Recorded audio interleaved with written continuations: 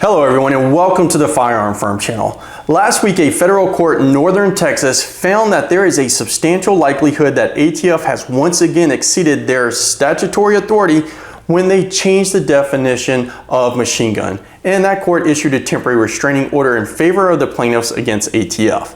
Now, if you enjoy watching the court smack ATF back in their place, be sure to hit the like button and don't forget to subscribe to the Firearm Firm channel by clicking on the subscribe icon located down in the bottom right hand corner of this video. So today in this video, we are going to be discussing the recent favorable ruling coming out of Fort Worth Division of the United States District Court for the Northern District of Texas in the National Association for Gun Rights v. Garland case. The whole issue in that case revolves around ATF changing the definition of a machine gun and determining that force reset triggers, FRTs, are machine guns under their new definition. This is pretty much the Cargill case, but instead of bump stocks, we're going to be talking about FRTs today. For those that are not familiar with force reset triggers, they are an aftermarket trigger that allows a semi-automatic firearm to reset the trigger faster than a conventional trigger. I think the judge in this case did a great job explaining how an FRT works in his order, so let's take a look at it because it is important to the court's ultimate decision to grant a temporary restraining order. Reviewing the basic mechanism of a firearm is necessary to understand how an FRT works. The function of any trigger is to release the hammer. This occurs when the trigger is pulled back to the point a trigger sear releases the hammer from its retained position. Once released by the trigger, the hammer pivots to contact the firing pin. Once contacted, the firing pin then strikes a chambered ammunition cartridge or round, which causes the gunpowder in the cartridge to combust. The combustion effect propels the cartridge bullet out of the barrel of the firearm. Once fired, a standard semi-automatic trigger returns to its reset state, ready to fire or set position by allowing the firearm to function once again by starting the mechanism anew. In other words, the firearm only fires again by the user pulling the trigger to release the hammer. An FRT is a device that forcibly returns the trigger to its reset state. FRTs are designed to achieve this by the hammer resetting the trigger when the bolt carrier cycles to the rear. A locking bar mechanically locks the trigger in its reset state, preventing the user from moving the trigger rearward to function by releasing the hammer until the bolt has returned to the in battery position and the firearm is safe to fire.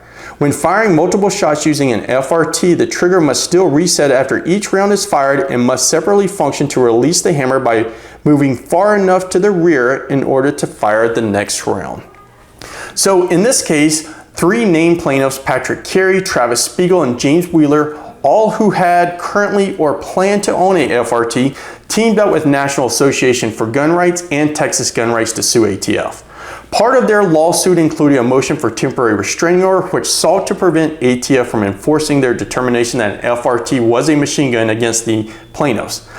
Now, there are four factors a plaintiff seeking a temporary restraining order must demonstrate before a court can grant a temporary restraining order. The first is a substantial likelihood of success on the merits. Number two, a substantial threat of irreparable harm. Number three, that the balance of hardship weighs in its favor. And number four, that the issuance of a preliminary injunction will not disturb the public's interest. Arguably, the most important of the four factors is whether there is a substantial likelihood of success on the merits because it forecasts the likelihood of the final outcome in the case. To determine if this factor was met, the court looked at the United States Court of Appeals for the Fifth Circuit's recent analysis of the exact same statutory language at issue in this case, in the Cargill case, to find that the plaintiffs are very likely to succeed on the merits. In the Cargill decision, the en banc Fifth Circuit Court of Appeals determined that for a weapon to qualify as a machine gun, it must be capable of firing multiple rounds by a single function of a trigger and do so automatically. Based on that, the court in this case determined that the definition of a machine gun utilizes a grammatical construction that ties the definition to the movement of the trigger itself and not the movement of a trigger finger, such that the statutory definition of machine gun unambiguously turns on the movement of the trigger and not a trigger finger. Because FRTs do not enable a weapon to automatically fire multiple rounds with a single function of the trigger itself, the court finds that FRTs most likely are not machine guns under Cargill reasoning.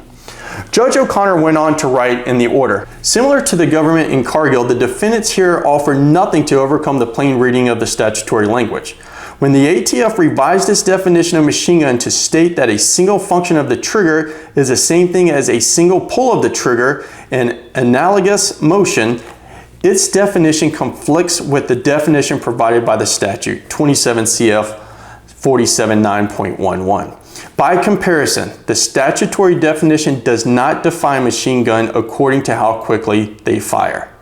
To qualify as a machine gun under the statute, a weapon must only be capable of firing automatically once the trigger itself performs a single function. And where an agency regulation contradicts a statute, not only is the regulation likely arbitrary and capricious, but the statute governs. Because of this contradiction, the ATF's broadened definition is likely unlawful. As to the other factors, the court found that the plaintiffs would face a substantial threat of irreparable harm because of the credible threat of prosecution by ATF for possessing an FRT and the fact that the plaintiffs would never recover the cost they incurred to comply with ATF's action of taking FRTs without compensation and destroying the FRT.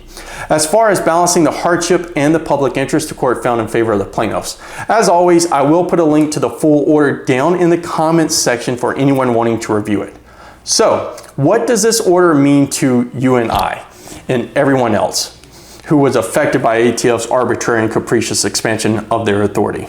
Unfortunately, this order only protects the three named individual plaintiffs, Carey, Spiegel, and Wheeler. It does not protect any other unnamed individuals of the institutional plaintiffs, which was National Association for Gun Rights and Texas Gun Rights. Although this order is not going to do anything for most of us, it is setting the stage for a huge 2A victory that will impact all of us. And of course, this is a defeat to the ATF. If you have any questions about this video or any other Second Amendment related question, be sure to leave them down in the comments section below, or you can email them directly to us at questions@thefirearmfirm.com. Until next time, stay armed and educated.